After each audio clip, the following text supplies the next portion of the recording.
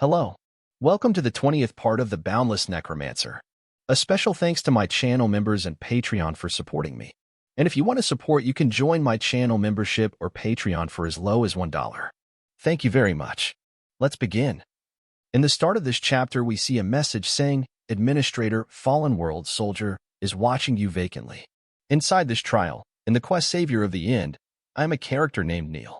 My body's condition is terrible.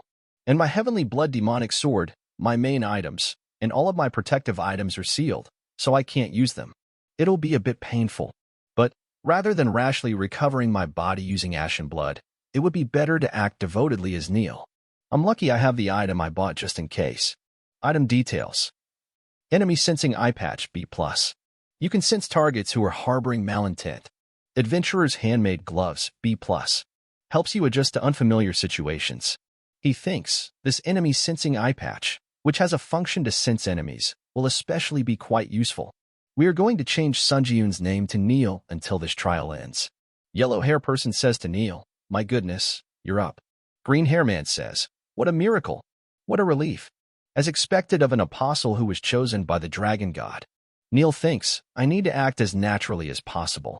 System says, many enemies have been sensed to be approaching the user. He thinks, the eye patch is activated immediately. Where are the enemies? System says, enemies will be marked with a red color in your vision. So these three companions are his enemies. He thinks, what? All of his colleagues are enemies. Get why this quest was set as mentally difficult now. For now. Dawn. Do you think they'll do anything inside the tent? Luckily, most of my skills are working normally. Green hair man asks, so is that what happened in the end? Have you lost your memories, Neil?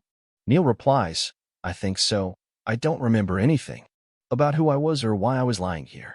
Girl says that the side effects are more serious than expected. Green says, so that's what happened. She says, we have no time, so I'll summarize. Neil, you're a warrior. And as the sole apostle of the Dragon Divine cult, your mission is to save this world. No, we are on an adventure to defeat the great Demon King. While fighting him, you were gravely injured. Neil says, so that's why I lost my memories. She says, and the Demon King is serving the Demon God. He is planning on manifesting that Demon God in this world. If that happens, it'll spell the end of our world. Neil thinks, so to summarize, the only one who can kill the Demon King in this world is the warrior with God's blessing. And because of that, I, who am not in a good state, was coerced into participating in this adventure. With that said, I, the warrior, will have to face all sorts of enemies until I reach the Demon King and recover my abilities as much as I can within that span of time.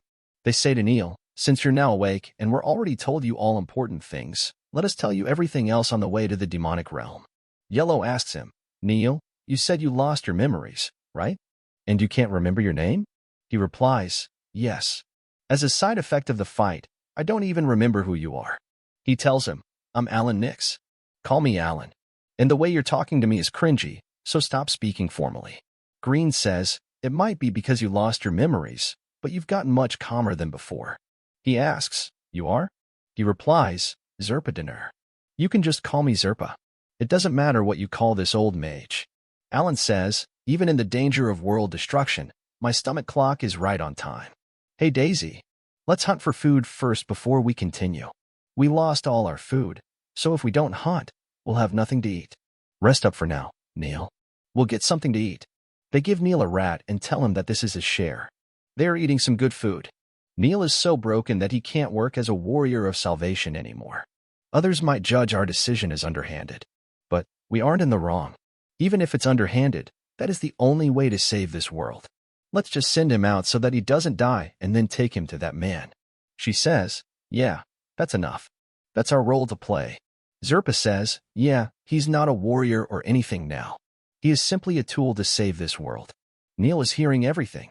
He says, these guys, should I just kill them all? No.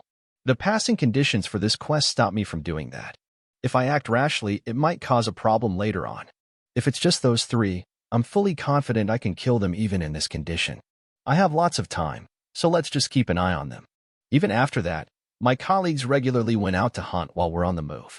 They're not even properly giving food to this hurt body, but they sure are going out to hunt a lot. Well, thanks to that, I have a lot of free time. Nice. If it's like this, I definitely won't be seen by my colleagues. I can train here. A big monster appears behind him. He says, "Did I enter too deep into the forest?" He kills that monster and starts eating it. It tastes like chicken. Even if I don't sleep or eat right now, my body doesn't have any problems when it comes to physical activities. But eating rat meat for a few days is disgusting, even by my standards. And that's not just about eating it. How he bangs the pots at night. Those so-called colleagues of mine keep acting so immaturely that I just can't stand it anymore. I have to take initiative now. He activates the skill Ashen Blood. His injured body's recovery ability has risen. He comes to them and says, "I took a walk. It seems your hunt ended earlier than usual today." Daisy gets up. System says, "Many enemies have been sensed to be approaching the user." She says to him, "You're not even in good condition, so moving around yourself like this isn't good." He thinks, "What's bothering you is probably the fact that I left your range of control." Neil says to her, "I just felt stuffy after having only been in bed for the past few days." Zerpa says to him, "Wait, your body. How did you manage to recover this much so quickly?" He replies, "After resting for a few days, I suddenly just got better." "But how interesting. I thought you said you weren't a healer-type mage, Zerpa? How did you immediately and accurately notice that my body changed, just like a healer could?" Zerpa can't say anything. Alan say to him, "Enough with the useless talk. We're near the demonic realm, so let's hurry." They are sitting inside the cart. Zerpa asks him, "Do you have your memories returned?" He replies, "Not yet." He thinks, "I don't have any memories to return in the first place." Suddenly they feel a shock. They get outside the cart. System says, "You have been exposed to a demonic chi-filled environment near the demonic realm. The longer you're exposed to demonic chi, the more your mental state be exhausted." She says, "We are entering the demonic realm now. We can't go any further using the carriage, Neil. I apologize. But we can't be considerate towards you anymore." He says, "No. If anything, this is more of my style." The 20th part of the Boundless Necromancer ends here. Please subscribe and like. And if you want to support me financially, you can join my channel membership for only $1. Patreon and Discord links are in the description if you want to support me. And a special thanks to all my channel members for supporting me. Thanks for watching.